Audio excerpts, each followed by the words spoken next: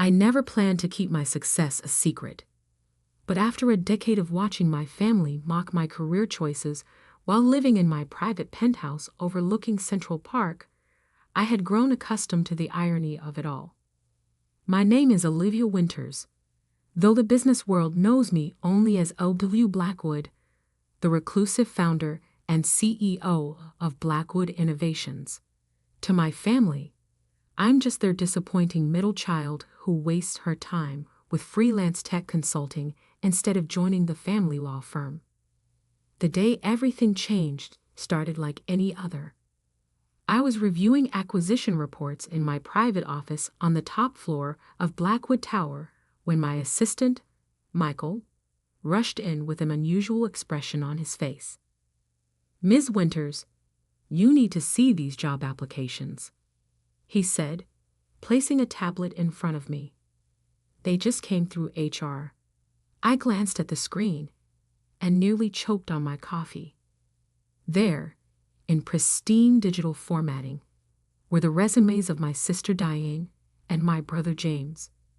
Both had applied for executive positions at Blackwood Innovations. "There's more," Michael added, scrolling to another document. "Your father's law firm is also pitching their services to our legal department. The meeting is scheduled for next week." I leaned back in my chair, memories flooding back from 10 years ago. I was fresh out of college with a computer science degree, pitching my ideas for revolutionary software architecture to my family over dinner. "Tech startups are a dime a dozen," my father had scoffed, barely looking up from his legal briefs. "Winters and Associates has been a respected law firm for 3 generations. That's real success, not this coding nonsense." Diane, 2 years older and already a junior partner at the firm, had smirked. "Come on, Dad. Let her play with her computers. She can always come work as our IT support when she fails." Only my younger brother James had shown any interest, but even that was condescending. "Maybe you could build us a better website for the firm," he had suggested, as if that was the height of technological achievement.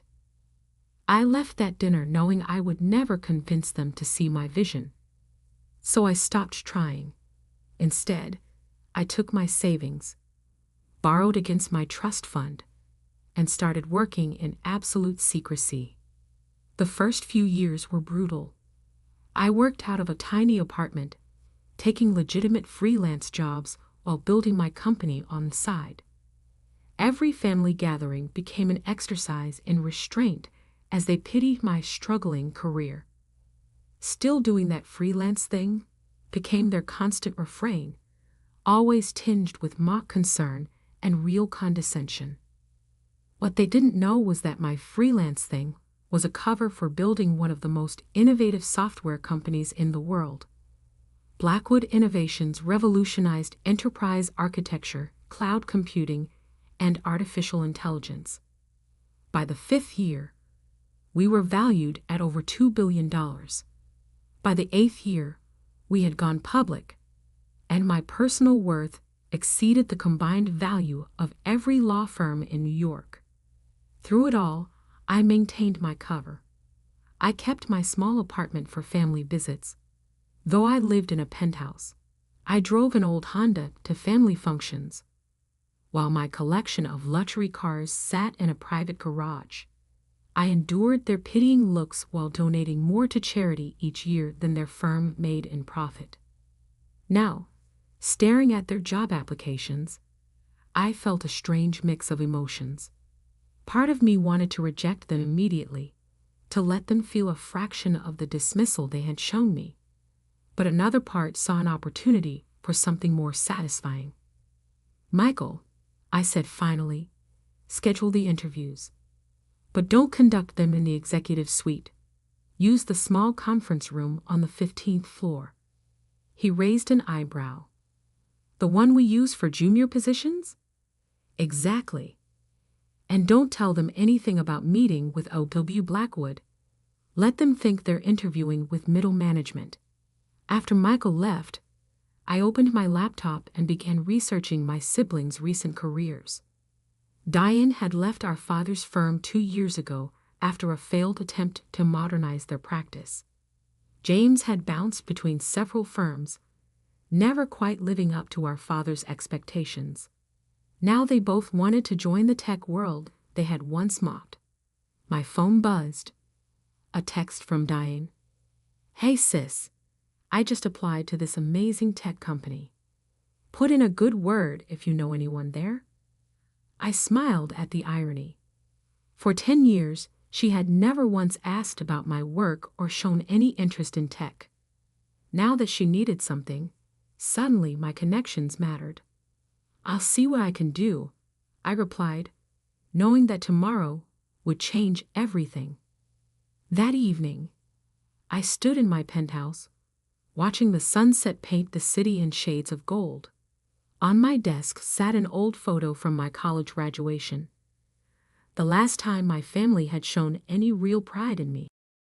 Even then, it was tempered with concern about my impractical career choice.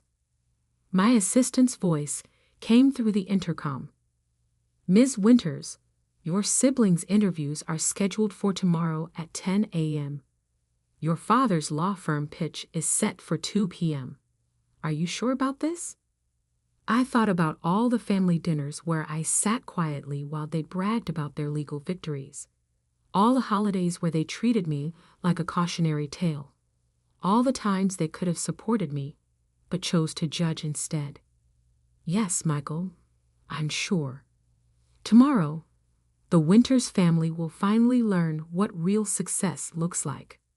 I picked up the photo, studying my younger self's hopeful expression.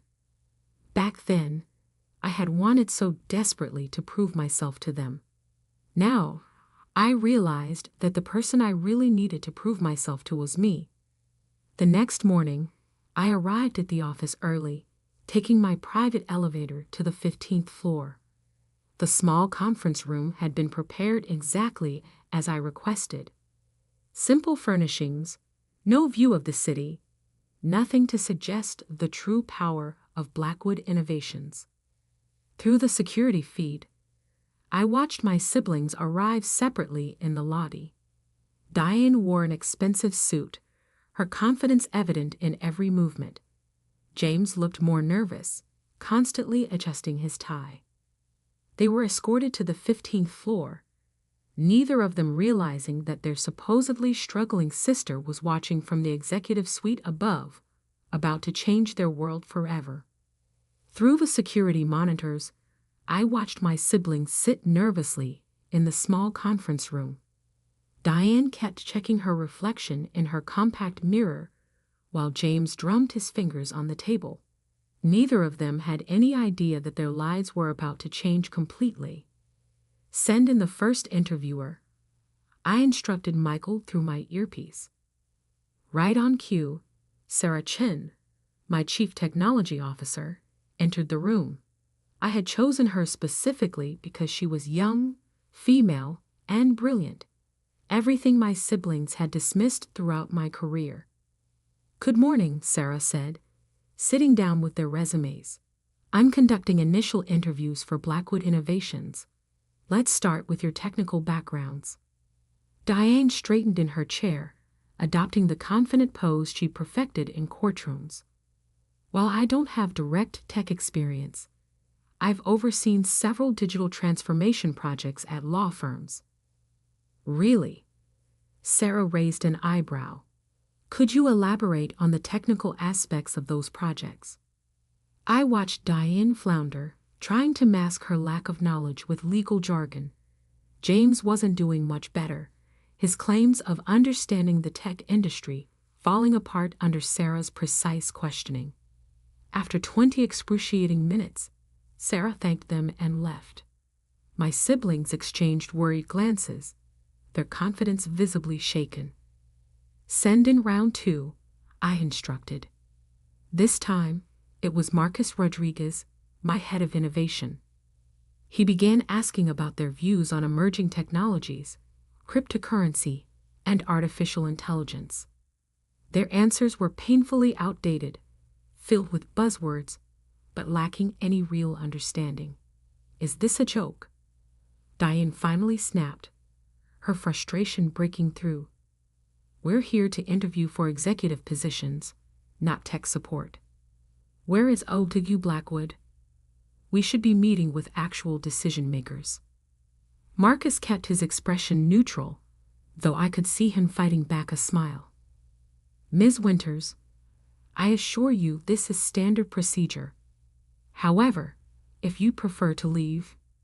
No. James cut in quickly. We apologize. Please continue. 3 more interviewers followed, each one expertly exposing my siblings' lack of qualifications. By the final round, both Diane and James looked thoroughly defeated. Ms. Winters. Michael's voice came through my earpiece. Your father's team has arrived for the legal services pitch. Perfect timing, I smiled. Have them wait in the main conference room. I'll handle this personally. I took my private elevator down to the 15th floor, smoothing my designer suit and checking my reflection. 10 years of hiding my success had led to this moment. The door to the small conference room opened, and I walked in. The look on my siblings' faces was priceless, confusion, then shock, then dawning horror as they realized what was happening. Olivia? Diane stammered. What are you doing here? We're in the middle of interviews. Actually, I said, taking a seat at the head of the table. You're at the end of your interviews, and they haven't gone well. James leaned forward, his face flushing. What do you mean? How would you know? Because I own this company. I cut him off calmly. I am O2 Blackwood. The silence that followed was deafening. Diane's mouth opened and closed without sound. James gripped the table edge so hard his knuckles turned white. That's impossible, Diane finally managed. You're a freelancer. You work from coffee shops. I laughed, the sound echoing in the small room. No, Diane. That's just what I let you believe. While you were all pitying my career choices, I was building this. I gestured around us. Blackwood Innovations, a Fortune 500 company worth more than every law firm in New York combined. But James was struggling to form words. All these years? Yes, I nodded. All these years, while you mocked my coding nonsense and offered me IT support jobs, I was revolutionizing enterprise software. While you bragged about your legal victories at family dinners, I was closing billion-dollar deals. While you dismissed me as a failure, I became one of the most successful tech entrepreneurs in the world. Diane's face had turned an interesting shade of gray. Why didn't you tell us? Why should I have? When did any of you ever show genuine interest in my work? When did you ever offer support instead of condescension? I pulled out their resumes, laying them on the table. And now here you are, applying for jobs at my company. Not because you're qualified. These interviews have proven you're not. But because you heard Blackwood Innovations was the next big thing. Olivia, please, James started, but I held up my hand. I'm not finished. Right now, our father is waiting upstairs to pitch his firm's legal services. He has no idea he's about to try to sell to his own daughter, the one he said would never amount to anything in tech. I stood up, smoothing my skirt. I have a meeting to attend. Michael will show you out. Oh, and don't bother waiting for callbacks about the jobs. You're not qualified. As I reached the door, Diane called out, her voice shaking. You can't just leave it like this. I turned back, meeting her eyes. Actually, I can. I spent 10 years letting you all believe what you wanted about me. Now you get to live with the truth. And believe me, this is just the beginning. Walking away from that conference room, I felt lighter than I had in years. But my day wasn't over yet. My father was waiting upstairs, about to experience his own moment of revelation. The best part, he had no idea what was coming. The executive conference room of Blackwood Tower offered a stunning view of Manhattan's skyline. My father, Richard Winters, stood at the floor-to-ceiling windows, his back straight and proud as always. He was surrounded by 3 junior partners from his firm, all of them clutching presentation materials and practicing their best corporate smiles. I watched them through the glass wall for a moment, remembering all the times I'd stood in his office as a child, dreaming of making him proud. Now, standing in my own tower, I realized those dreams had changed. I no longer needed his pride. I had my own. "Miss Blackwood is ready for you," Michael announced, opening the door. My father turned, his practiced smile freezing as I walked in.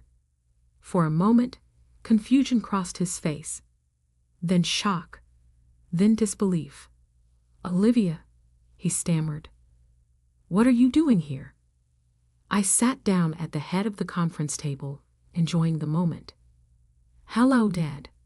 I believe you're here to pitch legal services to Blackwood Innovations." The junior partners exchanged bewildered looks. One of them quickly flipped through his notes, probably wondering if they'd somehow missed this connection in their research. "I don't understand," my father said, still standing. "We have a meeting with LW Blackwood." "Yes," I smiled. "You do. Please, sit down."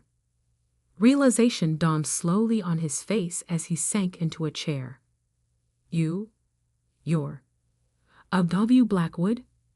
"Yes, founder and CEO of Blackwood Innovations, the company you're so eager to represent." I turned to the junior partners. "I apologize, but this meeting needs to be private.